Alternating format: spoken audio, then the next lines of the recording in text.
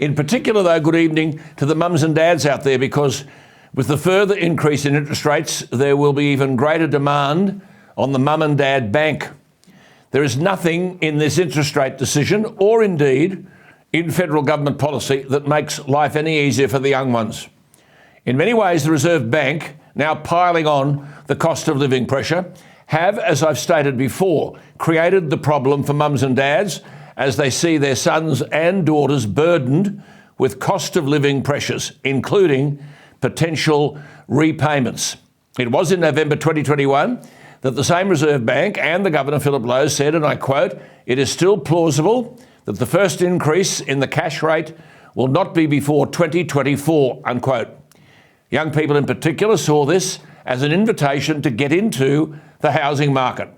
Yet here we are in 12 months with 11 interest rate increases, allegedly in the crusade against inflation.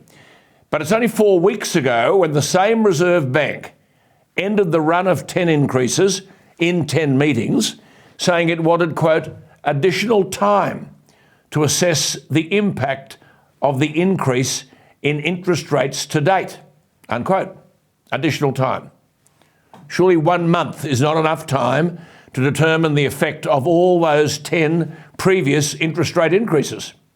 Now, if you're on a $500,000 mortgage, and thousands are carrying a far greater mortgage than that, but you'll now pay an extra $70 a month, or since the interest rate hikes began, over $1,000 a month more than you were paying 12 months ago. Household revenue and expenses then don't match. Well, economists are calling yesterday's decision cruel, and they're right. The Reserve Bank needs to understand that the inflationary pressures don't come from consumers running around chasing a product and forcing up the price. Yet that's presumably what the Reserve Bank is trying to stop, slowing the economy down by raising interest rates. However, you know and I know the inflation, but the morons of the Reserve Bank don't know, the inflationary pressures are coming from a lack of supply. Fewer houses, the house price goes up. You can't get workers in the retail sector. The price of labour goes up. Those pressures are not related to demand, but to supply.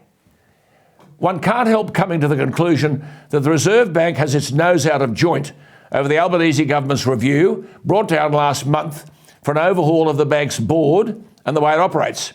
Yesterday's increase indicates to me that that overhaul can't come soon enough.